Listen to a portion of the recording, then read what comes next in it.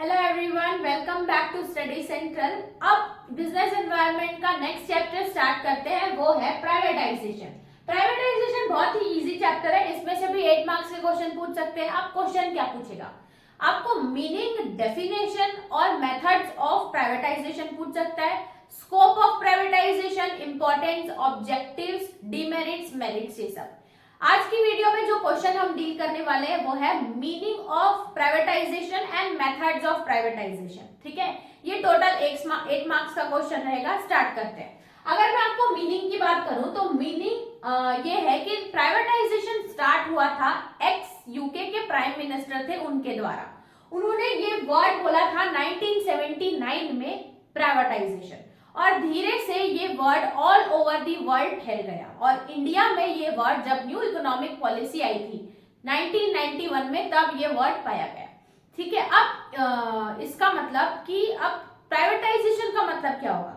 Privatisation यानी easy मतलब में समझाऊं तो जितने भी पब्लिक सेक्टर अंडरटेकिंग्स हैं उन सब को प्राइवेट को दे देना, यानी कि पब्लिक का, गवर्नमेंट का कंट्रोल उस बिजनेस से कम करके प्राइवेट को देना, पार्टनरशिप, उसको बोलते हैं प्राइवेटाइजेशन।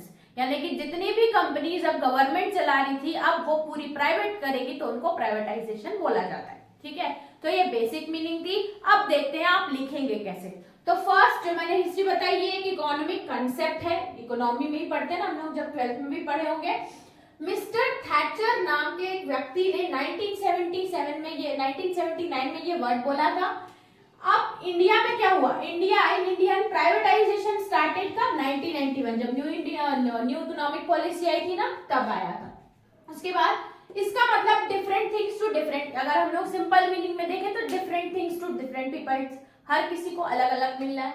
या तो फिर अगर मैं बोलूं कि ट्रांसफर ऑफ ओनरशिप, किसी भी कंपनी की ओनरशिप पब्लिक सेक्टर अंडरटेकिंग से लेके हम प्राइवेट को दे देते हैं, उसको बोलते हैं प्राइवेटाइजेशन। तो ट्रांसफर ऑफ ओनरशिप ऑफ पीएससीज, public sector undertakings, into private hands. ठीक है, अब कंट्रोल, लेकिन जो कंट्रोल रहेगा प्राइवेट, उस कंट्रोल तो रहेगा लेकिन ओनरशिप किस पे चलेगी, प्राइवेट। तो little control will be left with public sector undertakings. फिर उसके बाद to reduce role of government, अब उस कंपनी में रोल ऑफ गवर्नमेंट कम हो जाएगा, उसको प्राइवेट सेक्टर। ठीक है, अब इसको बोलते हैं मीनिंग। डेफिनेशन आप कोई भी 2 लाइन की लिख लेना। ये याद रखना कि जब भी हम लोग डेफिनेशन लिखते हैं तो नीचे राइटर के नाम आपको लिखने चाहिए। मेरे पास जो बुक है उसमें बहुत बड़ी बड़ी डेफिनेशंस थी, उतनी ज्यादा याद करने की जरूरत नहीं है। आप नेट पे सर्च करेंगे, आपके पास जो बुक होगी उसमें जो भी 2 लाइन की डेफिनेशन होगी वो और राइटर के नाम के साथ आप लिख सकते हैं। तो मीनिंग और डेफिनेशन हमारी खत्म होती है। उसके बाद आता है next point, methods of privatisation. कि प्राइवेटाइजेशन हमको पता है कि गवर्नमेंट से कंपनी लेके ओनरशिप किसको दे दिया जाए, प्राइवेट को दे दिया जाए। लेकिन ये करते कैसे, तो बेसिकली इसके 2 मेथड्स हैं। ठीक है, पहला हम लोग है सेल थ्रू शेयर्स, या तो हम जो उस कंपनी है उसके शेयर्स को हम लोग सेल करेंगे, या बी है कॉन्ट्रैक्टिंग आउट, या हम लोग कॉन्ट्रैक्ट बेसिस पे वर्क करेंगे। ठीक है, तो ये 2 मेथड्स है। इसके अंदर sub division, cell through shares, या तो पूरे शेयर्स बेच दो या आधे शेयर्स बेच दो, या शेयर्स को रखे रहो और वर्किंग उनको दे दो, ऐसे तरीके से और सब डिवाइडेड है। तो आगे देखते हैं। सेल थ्रू शेयर्स मतलब आपको समझ में आ गया कि जो कैपिटल का हिस्सा है वो हर किसी को सेल कर दो। जैसे कि 100% होता है ना, तो 10% इसको दे दिए, 10% इसको दे दिए, 20% इसको दे दिए। या गवर्नमेंट क्या कर देगी, 50% प्राइवेट को दे देगी, 50% कंट्रोल खुद रखेगी। क्यों करेगी ऐसा, क्योंकि गवर्नमेंट को वर्किंग को इंप्रूव करना है, क्योंकि प्राइवेट सेक्टर अच्छे से काम करता है और इसके साथ साथ बाकी पब्लिक सेक्टर को भी कंपटीशन मिलता है। ठीक है, तो कैसे करेंगे, सेल थ्रू होल्डिंग कंपनीज।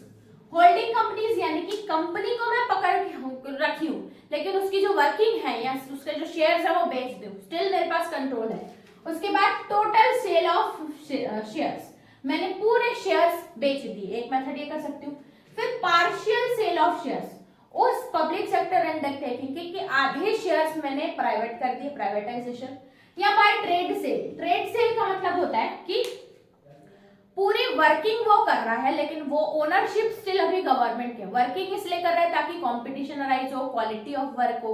उसके साथ साथ सेल टू मैनेजमेंट और वर्कर्स, यानी कि गवर्नमेंट ओनरशिप अपने हाथ में रखेगी लेकिन जो काम है, काम करने का पूरा वो, ये सब मैनेजमेंट और वर्कर्स को दे दिया कि आप ही संभालो। प्राइवेट हो गया ना एक तरीके से, काम तो प्राइवेट ही करे, गवर्नमेंट थोड़ा ओनरशिप रखिए, बाकी सारी एक्टिविटीज प्राइवेट ही कर रहे हैं, ऐसा कर सकते हैं। By sale of parts, sale of parts यानी कि पार्ट पार्ट में 20 पार्ट इसको, फिर उसके बाद थोड़ा पहले चेक करो अच्छे से काम कर रहा है, तो सेल ऑफ पार्ट्स भी ये कर सकते हैं। इसी तरीके से भी गवर्नमेंट अपने फर्म को धीरे धीरे प्राइवेटाइज कर सकती है।